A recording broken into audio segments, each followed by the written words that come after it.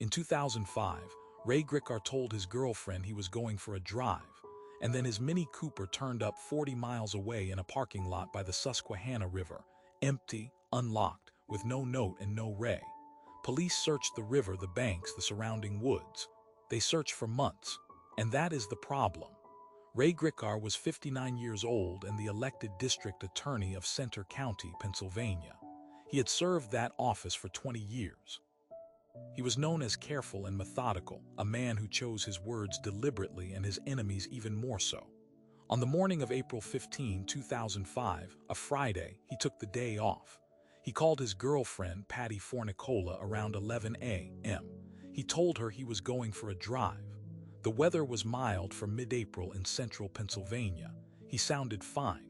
There was nothing unusual in his voice, nothing in his words. He had a full life ahead of him and no visible reason to leave it. That call ended. His Mini Cooper pulled out of Bellefonte sometime before noon. Surveillance footage from a Burger King in Lewisburg, Pennsylvania, 40 miles east, captured his car at 11:37 a.m. Lewisburg is a small college town along the Susquehanna River. Antique shops line the strip near the water. He parked in a lot adjacent to those shops. That much is confirmed. After 11:37, no camera caught him again. No witness placed him inside a store. No one at the antique market remembered seeing a man matching his description. The car sat in that lot all day. By evening, Patty called to check on him. No answer. She called again. Nothing. By nightfall, she reported him missing. Police drove to Lewisburg and found the Mini Cooper exactly where the surveillance camera had caught it that morning, engine off, doors unlocked, his cell phone sitting on the seat. Not taken, left there. Police and volunteers searched the riverbank within hours. They dragged sections of the Susquehanna. Dive teams went in. Search dogs worked the tree lines. Aerial searches swept the area over the following days. They found nothing, not a shoe, not a jacket, not a body. They expanded the search radius further upstream, further down, more dogs, more divers. His credit cards were never used again after the disappearance. His bank accounts went untouched. No traffic cameras outside the one Burger King ever picked up his car or his face again. His cell phone records showed the last outgoing call was to Patty that morning. After that, silence. A 59-year-old man, healthy, known, with a face the county recognized, walked out of that parking lot and disappeared. In a populated town, on a clear April day. And nobody saw him go. The earliest and most persistent theory was suicide. Gricar's brother Roy had drowned in the Ohio River in 1996 under circumstances that were never fully explained. Some investigators noted that Ray had seemed withdrawn in the months before he disappeared. Proximity to a river, an unlocked car, a phone left behind, those details fit a man who did not intend to come back.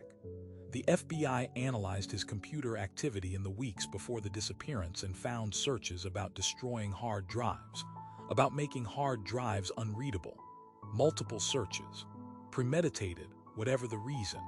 And if someone wanted their digital life erased before ending their physical one, those searches would make a kind of terrible sense. Except remember the laptop. Ray's laptop was found in the Susquehanna River in June 2005, 2 months after he vanished. The hard drive had been removed from it. It was recovered separately, also in the river, further downstream. Water damaged. Not one readable file was recovered despite federal forensic efforts. Here is the problem with the suicide theory. Removing a laptop's hard drive before drowning yourself is not something a person in crisis does. A man who walks into a river to die does not stop to extract the hard drive from his computer, carry it to a separate location, and drop both into the water at different points. That requires time. That requires tools, a screwdriver at minimum. It is a specific, deliberate act performed by someone who understood that data could not be trusted to water alone. Someone who needed it gone, not someone in despair. Someone with a reason to erase something specific, something they knew investigators would come looking for. The FBI confirmed those pre-disappearance searches were real. He researched it. He removed the drive. He disposed of it separately. And still nothing on that drive was ever recovered. Whatever he was trying to erase, it is gone. But a man who plans that carefully rarely disappears this completely without leaving some trace, unless someone helped him vanish, or made certain he did. The hard drive tells you he had a secret. The empty river tells you someone made sure you would never find what it was. Ray Gricar was declared legally dead in 2011. His case remains officially open. The FBI investigated. The Pennsylvania State Police investigated. No body, no confirmed theory, no arrest. 21 years later, the file sits open and cold. The hard drive is gone. The man is gone. What exactly was on it that needed to disappear first?